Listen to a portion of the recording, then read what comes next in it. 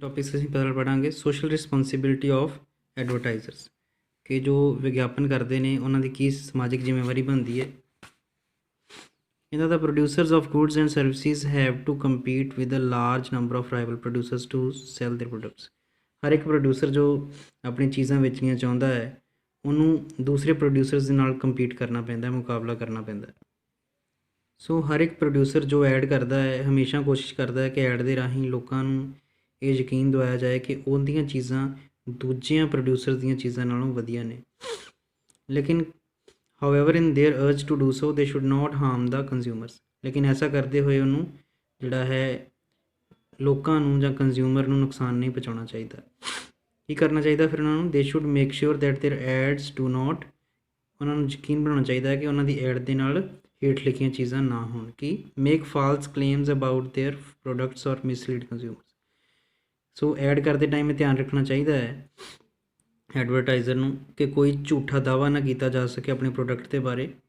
Next, go against moral values and accepted standards of decency. ਔਰ ਨਾ ਹੀ moral values ਦੇ ਖਿਲਾਫ ਕੋਈ ਗੱਲ ਕਹੀ ਜਾਏ ਔਰ ਜਿਹੜਾ ਹੈ ਐਡ ਜਿਹੜੀ ਹੈ ਸਹੀ ਹੋਣੀ ਚਾਹੀਦੀ, ਉਹਦੇ 'ਚ ਕੁਛ ਵੀ ਜਿਹੜਾ ਹੈ ਗਲਤ ਨਾ ਹੋਏ, ਸੱਚੀ ਸੁੱਚੀ ਐਡ ਹੋਣੀ ਚਾਹੀਦੀ ਹੈ। Hurt the feelings of people of any race, caste, sex or religion or country. So ਕਿਸੇ ਵੀ ਨਸਲ ਜਾਂ ਕਿਸੇ ਵੀ ਜਾਤ, ਠੀਕ ਹੈ ਜੀ, ਕਿਸੇ ਵੀ ਜੈਂਡਰ, ਕਿਸੇ ਵੀ ਧਰਮ ਅਤੇ ਕਿਸੇ ਵੀ ਦੇਸ਼ ਦੇ ਲੋਕਾਂ ਦੇ ਖਿਲਾਫ ਕੁਛ ਵੀ ਨਾ ਕਿਹਾ ਜਾਏ ਐਡ ਦੇ ਵਿੱਚ। Encourage people to take part in violent or dangerous or illegal activities. ਨਾ ਹੀ ਲੋਕਾਂ ਨੂੰ ਇਸ ਚੀਜ਼ ਲਈ ਉਤਸ਼ਾਹ ਦਿੱਤਾ ਜਾਵੇ ਕਿ ਉਹ ਕੋਈ ਲੜਾਈ ਕਰਨ, ਠੀਕ ਹੈ, ਜਾਂ ਕੋਈ ਖਤਰਨਾਕ ਐਕਟੀਵਿਟੀ ਕਰਨ। ਨਾ ਹੀ ਗੈਰ ਕਾਨੂੰਨੀ ਐਕਟੀਵਿਟੀ ਕਰਨ ਲਈ ਐਡ ਰਾਹੀਂ ਕਿਹਾ ਜਾ ਸਕਦਾ ਹੈ।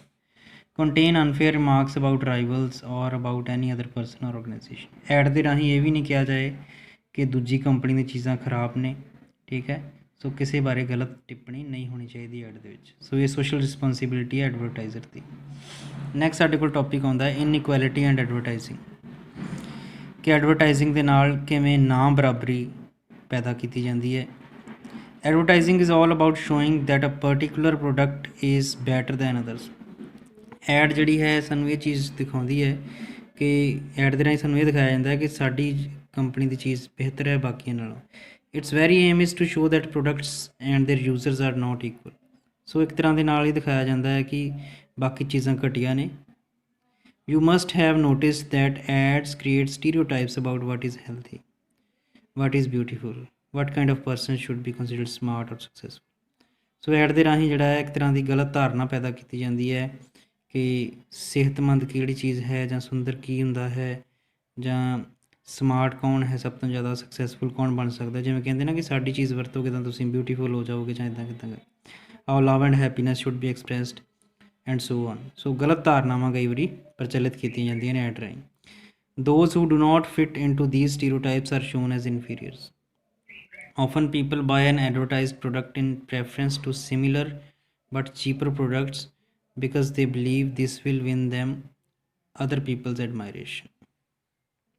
ਸੋ ਕਈ ਵਾਰੀ ਕੀ ਹੁੰਦਾ ਹੈ ਕਿ ਮਾਰਕੀਟ 'ਚ ਸਸਤੀਆਂ ਚੀਜ਼ਾਂ ਵੀ ਅਵੇਲੇਬਲ ਹੁੰਦੀਆਂ ਨੇ, ਲੇਕਿਨ ਅਸੀਂ ਐਡ ਦੇ ਪ੍ਰਭਾਵ 'ਚ ਆ ਕੇ ਮਹਿੰਗੀ ਚੀਜ਼ ਇਸ ਲਈ ਖਰੀਦ ਲੈਂਦੇ ਹਾਂ ਕਿਉਂਕਿ ਐਡ ਦੇ 'ਚ ਦਿਖਾਇਆ ਗਿਆ ਹੁੰਦਾ ਕਿ ਜੋ ਇਹ ਚੀਜ਼ ਵਰਤਦੇ ਨੇ ਉਹ ਲੋਕ ਵਧੀਆ ਹੁੰਦੇ ਨੇ, ਜਾਂ ਉਹ ਬ੍ਰਾਂਡਡ ਕੱਪੜੇ ਪਾਉਂਦੇ ਨੇ ਤਾਂ ਉਹ ਬਾਕੀਆਂ ਨਾਲੋਂ ਵਧੀਆ ਦਿਖਦੇ ਨੇ। ਔਰ ਜੋ ਲੋਕ ਮਹਿੰਗੀਆਂ ਬ੍ਰਾਂਡਡ ਚੀਜ਼ਾਂ ਨਹੀਂ ਖਰੀਦ ਸਕਦੇ ਐਡ ਵਾਲੀਆਂ, ਉਹਨਾਂ ਨੂੰ ਫਿਰ ਸਸਤੀ ਚੀਜ਼ ਲੈਣੀ ਪੈਂਦੀ ਹੈ ਅਤੇ ਉਹ ਆਪਣੇ ਮਨ ਦੇ ਵਿੱਚ ਸੋਚਦੇ ਰਹਿੰਦੇ ਕਿ ਅਸੀਂ ਸ਼ਾਇਦ ਦੂਜਿਆਂ ਨਾਲੋਂ ਘਟੀਆਂ ਹਾਂ। This creates a gap between those who can buy a product and those who can not. So ਇਹਦੇ ਨਾਲ ਜਿਹੜਾ ਹੈ ਸਮਾਜ ਦੇ ਵਿੱਚ ਗਲਤ ਵਿਚਾਰਧਾਰਾ ਜਾਂਦੀ ਹੈ ਕਿ ਜਿਹੜੇ ਲੋਕ ਬ੍ਰਾਂਡਡ ਚੀਜ਼ਾਂ ਨਹੀਂ ਲੈ ਸਕਦੇ ਉਹ ਆਪਣੇ ਆਪ ਨੂੰ ਘਟੀਆ ਸਮਝਣ ਲੱਗ ਜਾਂਦੇ ਆ, ਜਿਹੜੇ ਬ੍ਰਾਂਡਡ ਲੈ ਲੈਂਦੇ ਉਹ ਆਪਣੇ ਆਪ ਨੂੰ ਦੂਜਿਆਂ ਤੋਂ ਵਧੀਆ ਸਮਝਣ ਲੱਗ ਜਾਂਦੇ ਆ। Branded products are more expensive than products that are not branded. Branded ਚੀਜ਼ਾਂ ਹੁੰਦੀਆਂ ਵੀ ਮਹਿੰਗੀਆਂ ਨੇ ਆਮ ਚੀਜ਼ਾਂ ਨਾਲੋਂ। We often think that branded products cost more because they are of better quality and than other products as the advertisements claims. ਸਾਡੇ ਮਨ 'ਚ ਵੀ ਕਈ ਵਾਰੀ ਹੁੰਦਾ ਹੈ ਕਿ ਸ਼ਾਇਦ ਬ੍ਰਾਂਡਡ ਚੀਜ਼ਾਂ ਜ਼ਿਆਦਾ ਵਧੀਆ ਹੁੰਦੀਆਂ ਨੇ ਕੁਆਲਿਟੀ 'ਚ ਕਿਉਂਕਿ ਉਹ ਮਹਿੰਗੀਆਂ ਨੇ। Therefore, if we cannot afford to buy these products for our loved ones, we feel guilty for not giving them the best.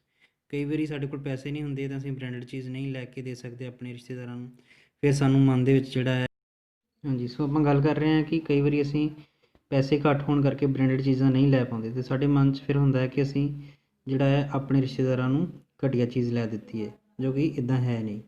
ਕਹਿੰਦਾ ਕਿ ਬ੍ਰਾਂਡਡ ਚੀਜ਼ ਮਹਿੰਗੀ ਕਿਉਂ ਹੁੰਦੀ ਹੈ, ਕਿਉਂਕਿ ਬ੍ਰਾਂਡਡ ਚੀਜ਼ ਜਿਹੜੀ ਹੈ ਉਹਦੇ ਵਿੱਚ ਪੈਕਿੰਗ ਦੀ ਕੀਮਤ ਵੀ ਜੁੜੀ ਹੁੰਦੀ ਹੈ ਅਤੇ ਜਿਹੜੀ ਐਡ ਹੈ ਉਹਦੀ ਕੀਮਤ ਵੀ ਜੁੜੀ ਹੁੰਦੀ ਹੈ। ਦੂਜੇ ਪਾਸੇ ਜਿਹੜੀ ਉੱਦਾਂ ਚੀਜ਼ ਹੈ ਆਮ ਨੋਰਮਲ ਬਾਜ਼ਾਰ ਦੇ ਵਿੱਚ ਜਿਹੜੀ ਬ੍ਰਾਂਡਡ ਨਹੀਂ ਹੈ ਉਹ ਸਸਤੀ ਹੁੰਦੀ ਹੈ, ਕਿਉਂਕਿ ਉਹਦੇ ਵਿੱਚ ਇਹ ਖਰਚੇ ਨਹੀਂ ਲੱਗੇ ਹੁੰਦੇ ਐਡ ਦੇ ਅਤੇ ਪੈਕਿੰਗ ਦੇ। ਅੱਗੇ ਦੱਸਦਾ ਲਾਸਟ ਪੈਰਾਗ੍ਰਾਫ ਦੇ ਵਿੱਚ, the fact that advertising is expensive also affects small manufacturers. Ad ਦੇ ਕਾਰਨ ਛੋਟੇ ਮੈਨੂਫੈਕਚਰਰਸ ਨੂੰ ਵੀ ਨੁਕਸਾਨ ਹੁੰਦਾ ਹੈ, who can not afford to advertise their products, ਕਿਉਂਕਿ ਛੋਟੇ ਮੈਨੂਫੈਕਚਰਰ ਜਿਹੜੇ ਨੇ, ਛੋਟੇ ਉਤਪਾਦਕ ਜਿਹੜੇ ਨੇ, ਉਹ ਐਡ ਦਾ ਖਰਚਾ ਨਹੀਂ ਚੱਲ ਸਕਦੇ। We usually prefer to buy branded products because of the good things ads say about them.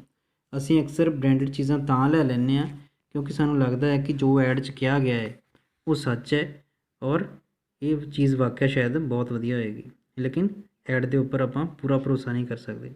We also start thinking that products that are not advertised are not good and stop buying them। ਅਸੀਂ ਫਿਰ ਸਿਰਫ branded ਚੀਜ਼ਾਂ ਹੀ ਖਰੀਦਦੇ ਹਾਂ ਅਤੇ ਬਿਨਾਂ brand ਵਾਲੀਆਂ ਚੀਜ਼ਾਂ ਜਿਹੜੀਆਂ ਨੇ ਉਹਨਾਂ ਨੂੰ ਖਰੀਦਣਾ ਹੀ ਬੰਦ ਕਰ ਦਿੰਦੇ ਹਾਂ, ਜਿਹਦੇ ਨਾਲ ਛੋਟੇ ਉਤਪਾਦਕਾਂ ਨੂੰ, ਛੋਟੇ ਮੈਨੂਫੈਕਚਰਰਸ ਨੂੰ ਬੜਾ ਨੁਕਸਾਨ ਹੁੰਦਾ ਹੈ। This makes it difficult for small manufacturers to sell their products। ਸੋ ਹੁੰਦਾ ਕੀ ਹੈ ਕਿ ਆਮ ਜਿਹੜੀਆਂ ਚੀਜ਼ਾਂ ਨੇ ਜੋ ਬ੍ਰਾਂਡਡ ਨਹੀਂ ਨੇ ਉਹਨਾਂ ਦੇ ਪ੍ਰੋਡਿਊਸਰਸ ਨੂੰ ਬੜਾ ਨੁਕਸਾਨ ਹੁੰਦਾ ਹੈ, ਉਹਨਾਂ ਦੀ ਚੀਜ਼ ਵਿਕਣੀ ਬੰਦ ਹੋ ਜਾਂਦੀ। This widens the gap between small and large manufacturers.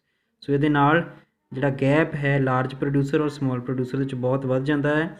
Large producer, branded producer ਜਿਹੜੇ ਨੇ ਉਹ ਅਮੀਰ ਹੁੰਦੇ ਜਾ ਰਹੇ ਨੇ ਅਤੇ ਸਮੋਲ ਪ੍ਰੋਡਿਊਸਰ ਜਿਹੜੇ ਨੇ ਉਹਨਾਂ ਦੇ ਕੰਮ ਬੰਦ ਹੋ ਰਹੇ ਨੇ। ਸੋ ਸਾਨੂੰ ਬ੍ਰਾਂਡ ਦੇਖ ਕੇ ਚੀਜ਼ ਨਹੀਂ ਖਰੀਦਣੀ ਚਾਹੀਦੀ, ਉਸ ਚੀਜ਼ ਨੂੰ ਪਰਖਣਾ ਚਾਹੀਦਾ ਹੈ, ਚਾਹੇ ਉਹ ਬ੍ਰਾਂਡਡ ਨਹੀਂ ਹੈ, ਪਰਖ ਕੇ ਅਸੀਂ ਉਹਨੂੰ ਖਰੀਦੀਏ ਤਾਂ ਕਿ ਸਮੋਲ ਪ੍ਰੋਡਿਊਸਰਸ ਨੂੰ ਵੀ ਫਾਇਦਾ ਹੋ ਸਕੇ ਔਰ ਸਾਨੂੰ ਵੀ ਘੱਟ ਰੇਟ ਦੇ ਉੱਪਰ, ਘੱਟ ਕੀਮਤ ਦੇ ਉੱਪਰ ਚੀਜ਼ ਮਿਲ ਸਕੇ। So with this the lesson is finished. Thank you.